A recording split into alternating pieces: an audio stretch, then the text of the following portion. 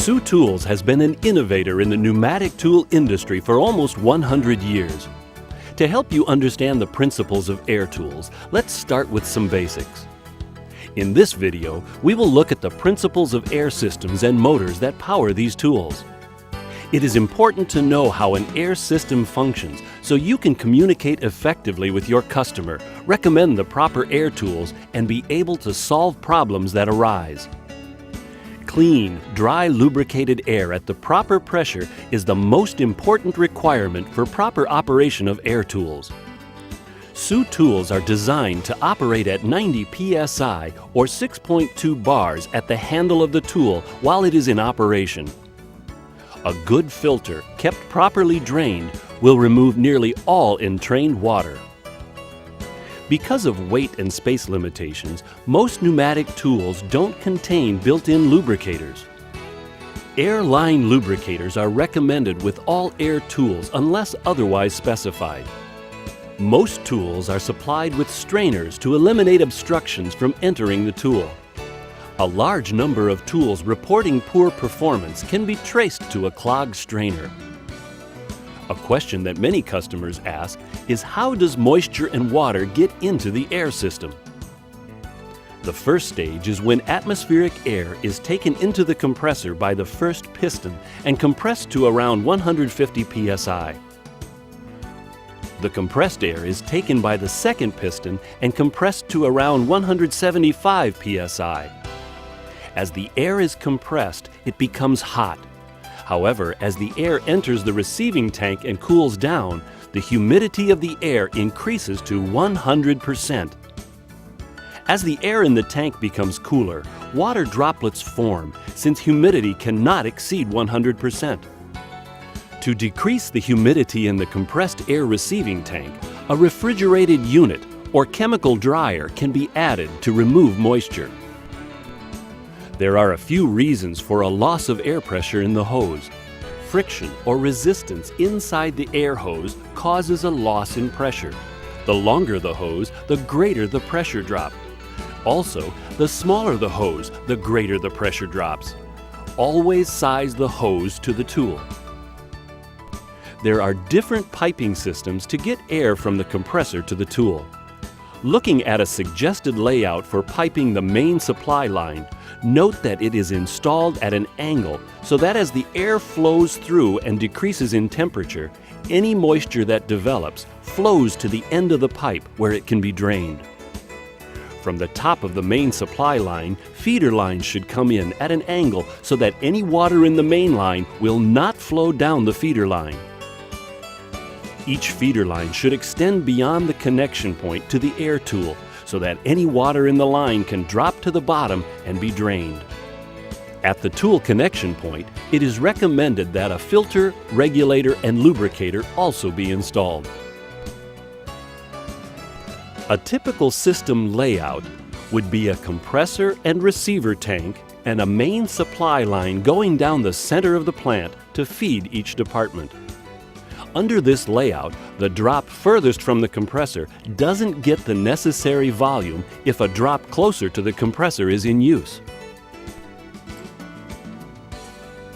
An air loop system layout will give a better chance of supplying the required volume of air to all tools in the system.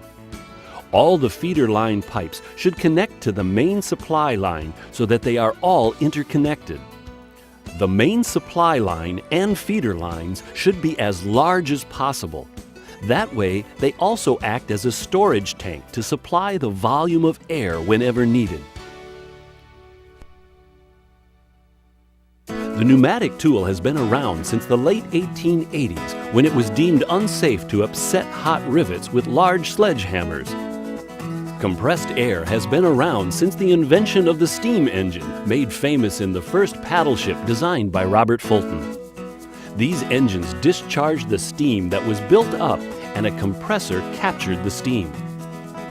The first pneumatic motors were piston-driven. However, due to vibrations created by the piston tools, manufacturers began looking at other technologies. The pneumatic vane motor is a simple device. It works on the principle of a wind or water wheel. Using Newton's law of motion, as long as there is greater pressure on one side of the vane than resistance on the other, the vane will move.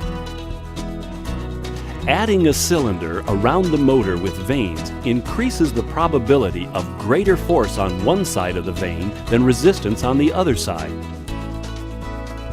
By placing the rotor off-center inside the cylinder, the probability of turning the rotor is increased due to the expansion of air theory. The expansion of air theory is demonstrated when a motor with retractable vanes attached rotates. As the area becomes larger and forces become greater to turn the rotor, the opposite vanes retract, creating less resistance. Thus, the end result is more power. An example of a typical non-reversible air motor demonstrates that air flows through the intake while at the same time through the kidney ports in the end plates to force the vane out against the cylinder. This causes the rotor to turn. The air escapes out the exhaust ports, allowing the rotor to turn, presenting the next vane to capture the next burst of air.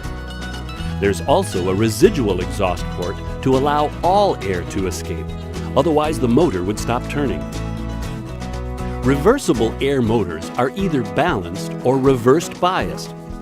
This is accomplished by keeping the main exhaust port in the center of the cylinder or rotating the main exhaust port to the forward rotation side, ensuring more power in reverse than in the forward mode. As in a typical 5-vane air motor, the size of the motor and the number of the vanes are determined by the design engineer to accomplish the desired results of a specific tool. Normally, the fewer the vanes, the higher the speed. And the higher the vanes, the higher the torque.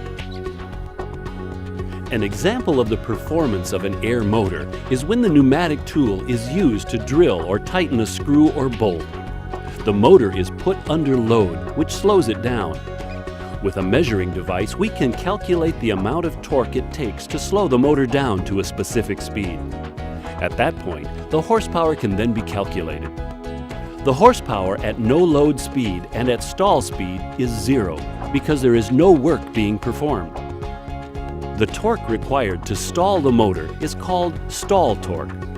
This value is used to determine the selection of an assembly tool for fastening a screw, nut, or bolt. The greater the speed, the least amount of stall torque. The slower the speed, the greater amount of stall torque. The slower the tool, the lower the amount of air consumed. The higher the speed, the greater amount of air consumed. Having a better understanding of the basics of air systems and pneumatic motors will help you help your customers. If you have any further questions, please refer to the training manual or contact Sioux Tools at www.siouxtools.com.